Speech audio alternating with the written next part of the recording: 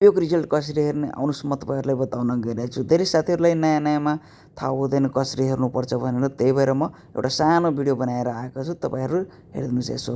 यो रिजल्ट हेर्नको लागि जुनसुकै क्रोम अथवा ब्राउजर ओपन गर्दा नि हुन्छ। जस्तै म यहाँ क्रोम सिलेक्ट गर्यो, क्रोमलाई ओपन गरेँ होइन। क्रोम ओपन गरिसकेपछि यहाँ अलर्टेड अथवा तपाईँले यहाँ आइपिओ रिजल्ट लेख्नुहुन्छ, त्यहाँ के भन्छ फर्स्टै वेबसाइटमा आउँछ, त्यसलाई सर्च गर्नुहोस् होइन। अनि सर्च गरिसकेपछि अब यहाँ हेर्नुहुन्छ सेलेक्ट कम्पनी होइन।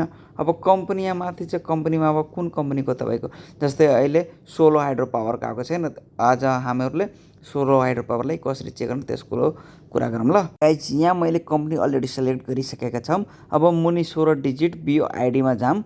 अब यहाँ के लेख्नुपर्छ भन्ने, तपाईँको जुन डिमेट एकाउन्टको 16 डिजिटको नम्बर छ नि, त्यो हालेर यहाँ मुनि इन्टर क्याप्चरमा जुन हेर्नुहुन्छ यसलाई क्याप्चरमा लेखेर यहाँ भ्यू रिजल्टमा क्लिक गर्नुपर्छ।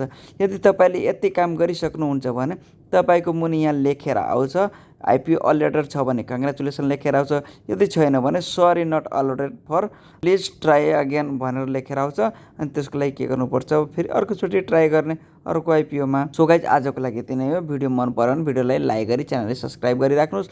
म नयाँ नयाँ भिडियो लिएर अब आइरहन्छौँ, त्यसको लागि सब्सक्राइब गरिराख्नुहोस्। सो गाइज ल हस्, धन्यवाद, बाइ बाइ।